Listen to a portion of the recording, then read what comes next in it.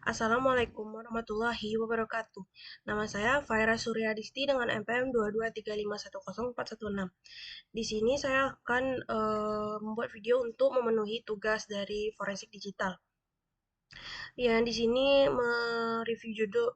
review jurnal yang berjudul Digital Forensic Investigation for Non-Volatile Memory Architecture by Hybrid Evaluation based on ISO and NIST framework.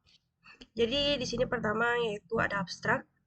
Di sini in the implementation of digital forensics, one of the derivatives of practice is the handling of digital evidence. Di sini maksudnya adalah dalam mengimplementasikan forensik digital, salah satunya adalah penanganan bukti digital. Yang menangani forensik digital itu uh, requires beberapa step dan prosedur. Dan juga bukti digital itu termasuk suatu artefak yang harus ditangani dalam kasus kejahatan. Dan di sini bisa kita lihat bertuju pada pentingnya bukti digital non volatil. Oleh karena itu, pentingnya perancangan kerangka kerja untuk investigasi forensik digital. Dan di sini juga dikatakan menggunakan studi literatur yaitu NIST dan ISO.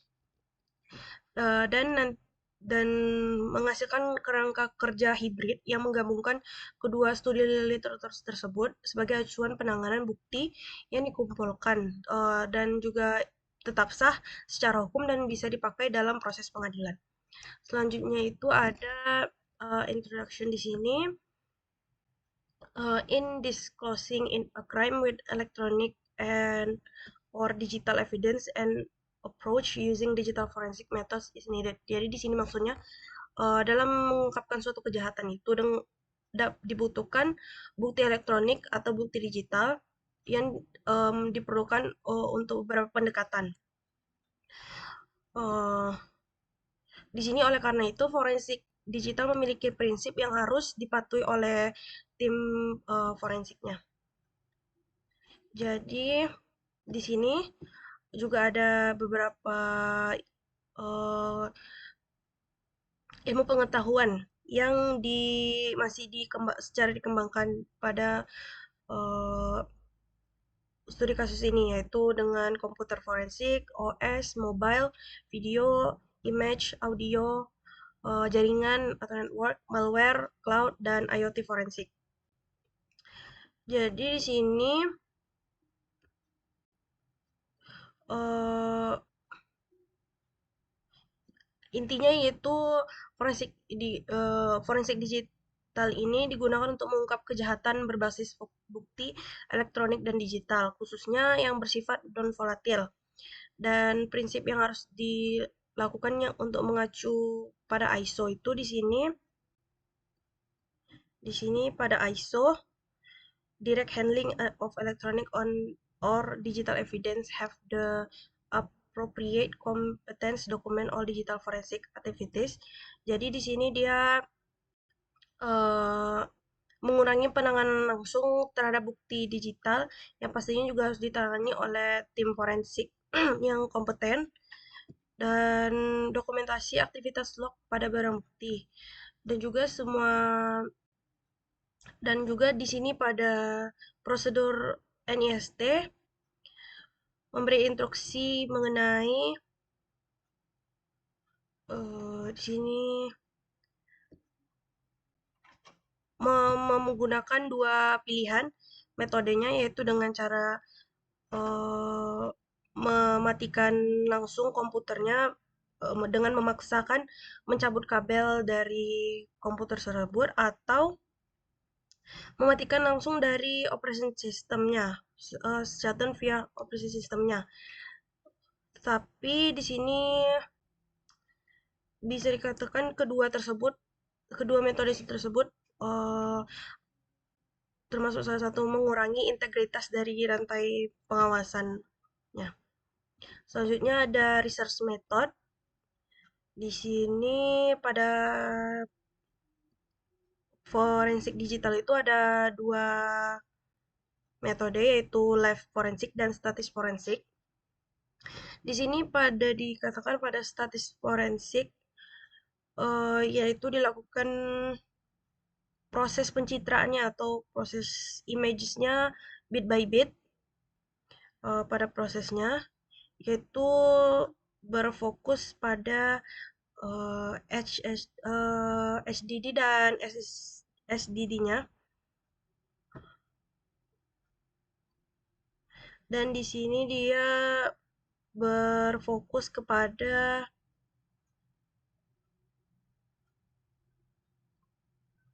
file yang terhapus, web browsing historinya, lalu ada file fragment, koneksi jaringan, akses dari file-file yang ada, dan user login history. Dan juga aktivitas yang dilakukan pada aktivitas digitalnya. Lalu metode kedua ada forensik live atau forensik langsung, yaitu yang dilakukan pada saat sistem sedang berjalan, masih sedang berjalan, dan dan juga metode ini yang untuk menutupi kesalahan yang dilakukan oleh metode hmm, forensik statis. Tetapi kalau forensik live ini memiliki beberapa risiko, yaitu seperti tidak samanya dengan prosedur NIST. Lalu di sini ada gambar tahapan dari forensik digital berdasarkan uh, standar dari NIST, yaitu pertama yaitu ada tahap uh, collecting atau tahap pengumpulan, yaitu yang mengumpulkan barang-barang bukti. Yang kedua ada tahapan examination atau tahap pemeriksaan, yang nanti seperti mengekstrak bukti elektronik atau bukti digital.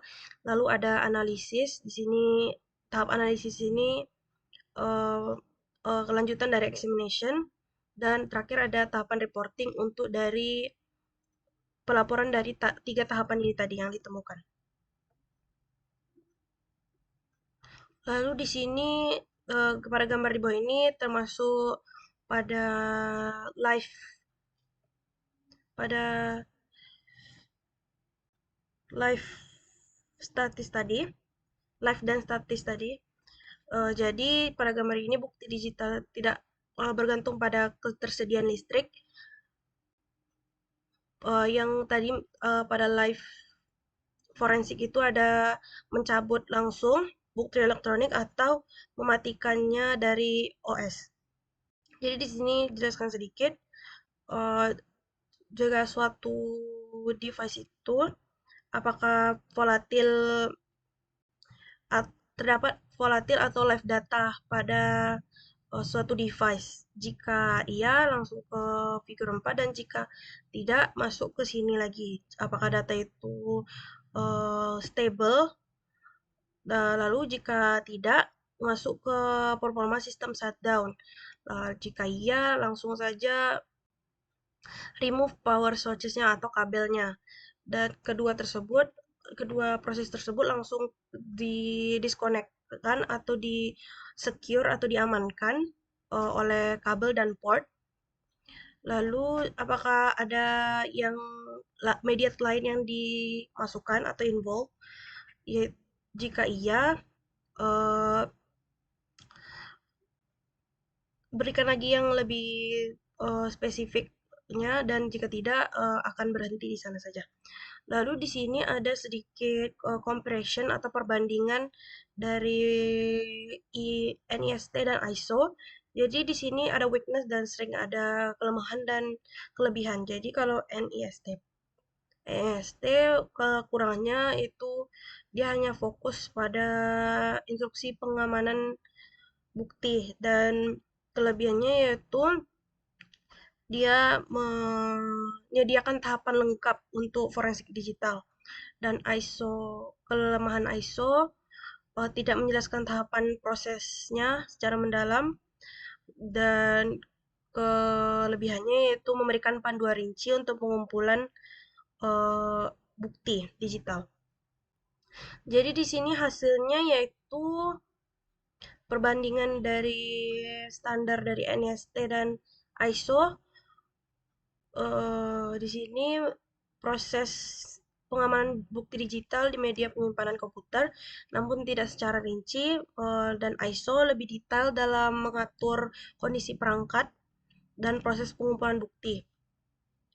Jadi tadi live itu ada dua metode utama, yaitu cabut kabel daya aman tetapi sedikit ekstrim, dan juga ada shutdown via SO atau system operation yang beresiko adanya hilang data seperti file sementara itu bisa hilang datanya. Jadi ISO lebih menekankan penekanan pada pengaturan kondisi perangkat sebelum pengumpulan. Selanjutnya ini adalah faktor yang mungkin akan ditambahkan, yaitu dependency term on the power source, yaitu ketergantungan perangkat pada sumber daya. Lalu ada encryption method di sini that use on storage media. Di sini metode enkripsi yang digunakan seperti kernel atau pengguna, customization pengguna. Lalu ada the level of urgency in an organizational or institutional system, seperti regulasi dan seperti tingkat uh, urgensi suatu organisasi. Lalu yang keempat ada requirement or and regulation that apply in the organization or institute. Ada requirement dan kebijakan yang digunakan suatu organisasi tersebut. Lalu yang kelima ada large capacity and volume of storage media. Kapasitas dan volume media penyimpanannya large, besar. Lalu ada availability of the crime scene team, ketersediaan tim di crime scene atau TKP, dan ada availability of the time required by the crime scene team, waktu yang disediakan untuk melakukan investigasi untuk kejahatan, proses kejahatan di sini atau di TKP-nya. Jadi di sini